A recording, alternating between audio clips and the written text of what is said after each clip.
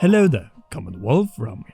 Zelda Tears of the Kingdom is so close that we can smell the malice of our burned Nintendo Switches. Joking aside, this game's different open world, or open air, will put it to a test, since why is this game so much more than it used to be?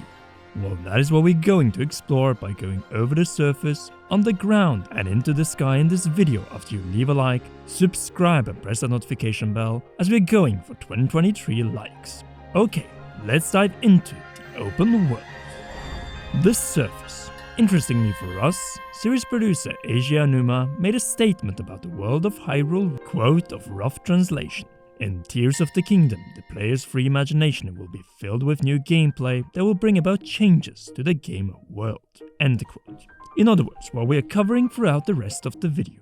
But before we move on, here's a question. What is truly a seamless open air in Tears of the Kingdom? Definitely the 72 square kilometer surface, returning from Breath of the Wild, which is larger than the tiny but very old San Marino in our world.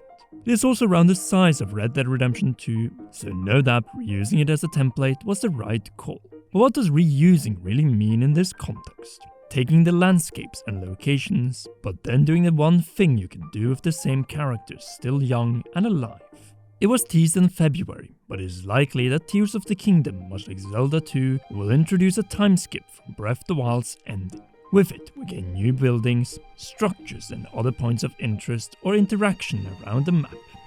Like the launch points to the sky, the fallen stone rocks and the new wooden towers, all there as incentives to re-explore every nook and cranny of the 72 square kilometers. This time, it is clear that the Zelda team wants to focus on the provinces and outskirts that had no role in Breath of the Wild's main quest and give us far bigger reasons to go there. In fact, even point us to them. One example are the Nazca-inspired geoglyphs scattered around the surface, as both the September and February trailers show different patterns some way away from the central areas of Hyrule, along with the cataclysms connecting the surface to the sky, which we will soon be moving over to. But first, we have to address the changes to the areas we haven't seen yet in any of the trailers. You see, the Zelda team knew that with the far better draw distance, they had to place the camera in positions to hide the other settlements from our view. They showed Hateno with its multiple noticeable differences, and we have seen that the Deku Tree and Korok Forest are missing, possibly gone up to the sky or somewhere else. But at the same time, the Zelda team are hiding Kakariko Village, which we saw around 2 months prior to Breath of the Wild's release, Lanayru and Zora's Domain, Akala with Tarry Town and Robbie's Lab, Gerudo Desert and Town, and naturally, the most sus of them all, the Relin Village and its theorized Zonai descendants. It is clear that something has happened to some of them, while others are about to gain prominence. Even so, all provinces will add new activities and minigames as seen at Death Mountain, which is now lava-free but rather burning with malice, but not on its sides. There, and probably many other places, the lava is gone, allowing for far more vertical than horizontal Minecraft gameplay, which can also be shield surfed on. Naturally, on top of that, we will do new side quests and claim new treasures all over Hyrule to make the return greater than ever. And this is the thing we have to realize about Tears of the Kingdom. As unlike an expansion that just, adds content, this game removes a lot from Breath of the Wild before adding what is needed to call this a new and unknown surface as producer Eiji Aonuma coined it. The surface we explored has also been added scars, both from the sky and Ganondorf, and surrounding many of these we will face powerful enemies, sometimes even combined with the open world bosses. Well, that and far more lethal air-based organic enemies that will remind us of how weak we were back in 2017. In fact, getting to Faron, the Zonai province across Hylia Bridge, will require beating the Gleeok on its southern side. Encounters that will make us rethink how we approach the surface. Do we go after them head-on, or do we find a way to go around? That is the question. As stated on the official website, and now from the producer, this is our adventure to create, and the surface is here to even more use our imagination and have fun with it. But instead of using the power of magnesis to create all kinds of vehicles as Meti used to do, we now have parts and adhesive to cruise around the land even after the Master Cycle 0 has likely been cut. Though the surface has also revealed something else, namely a network of caves leading underground. And here's where we find a clue as to why the underground is not treated as a separate layer. We see this in all marketing, including the website and official statements. Since how does Link enter the areas where he fights the luminous Talus, Moldworm and runs from the cave Hinox? By entrances on the surface. In other words, these locations are not as much a separate layer from the surface, but rather an extension of it. A deep layer of earth, or another feature of the surface which Link can enter and exit now that they have been uncovered.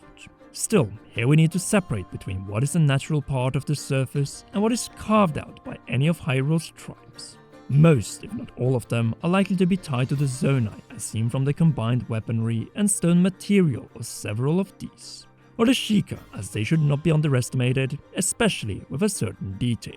Yes, they may have a lesser role now that all monks but Monk Mask Koshia are gone, but you never know what other secrets they might be hiding below Hyrule. Anyway, back to the caves.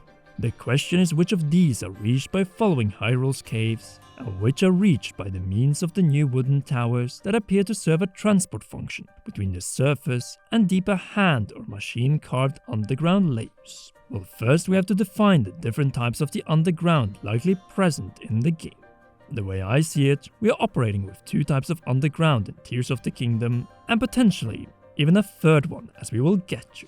Since Nintendo is hiding something about the underground, as this layer appears to not be an open world of itself, but rather the extension of the existing surface, but without going beyond the boundaries of the 72 square kilometers map. But how do you separate the different types of underground? The first one is the one that we can enter on foot, through new openings on the surface. These should be considered as 100% part of the surface, as it is as organic as it gets. The second are the underground sections that cannot be reached from the surface without taking one of these new Sheikah elevators down underground, and which likely don't feature an organic entrance and exit. The third section of the underground are the theorized deep ground sections where Princess Zelda, if alive and playable, might have fallen down to. It could be tied to the scene from February where we don't see Link but bokoblins mining next to spiritual flames. Alright, those are the options for underground exploration and gameplay. So let's exit it by the two known entrances, or elevator or cave entrances, and from there let's time reverse or use one of the spiritual stones to make our way up to the sky, which is both an open world and not. Since if we build a flying drone-like vehicle, we can move freely between the islands, right? Both yes and no, since some islands will be blocked by extreme weather as seen in Faron, Hebra, and probably in a number of other locations around the map. And those are only 3 examples, since there are probably far more hazards, and with 8 provinces, why not have 8 cataclysms at Hyrule's high grounds? Anyway, the focus of the sequel apart from combination gameplay is on verticality, since some islands need to be ascended gradually. This has led to some ideas that the sky are just the new shrine replacements, but in the opposite vertical directions of the Sheikah shrines. And there appears to be some truth to it, as what has been showcased in the sky, combat and puzzle shrines, but also something that was not present in Breath of the Wild's closed puzzle boxes: exploration and things out there on the horizon. The arrival points from the stone cone entry points on the surface gives us a hint of this world of stone, namely that the sky is not as seamless unless you have the right airborne vehicle, or clothing for that matter, since there are more efficient ways to glide in the sky than the stamina draining paraglide. No matter what, when talking about the sky, it all comes down to one question: can we explore the sky islands on foot? The answer appears to be some of them, located right next to each other, as we have seen bridges, not so different from the ones connecting Tingle to Davdi Island. You know, the bridge we saw Link running through in the Breath of the Wild Nintendo Switch presentation trailer. Our first taste of what to expect of the Sky Islands, but on a bigger scale. It appears that the Zelda team wants us to explore connected Sky Islands, whether those are connected horizontally, as it is likely the case with the starting islands, well, based on the screenshot, or vertically, as seen with this ascending collection of floating rocks next to Link's hot air balloon. But apart from these, it is clear that the Zelda team has designed the game in a way where we after a little while have to return back to the surface, or use the right vehicle to move to the next islands. just like we would have done with ships if they expanded the sea area with new islands. Which, by the way, they could have done, as we haven't seen any shots so far in the direction of Hyrule's 4 eastern and southern seas. Anyway, we know the 3 Lummi labyrinths will at some point become far bigger puzzle boxes and floating sky islands of their own, and their inspiration taken mainly from the New World, or more precisely, Middle and Southern America. And that is it for the final Tears of the Kingdom open world video, before we hopefully get the next big trailer prior to the release of the game. If you haven't already, then be sure to leave a like, subscribe and press that notification bell, as it all helps.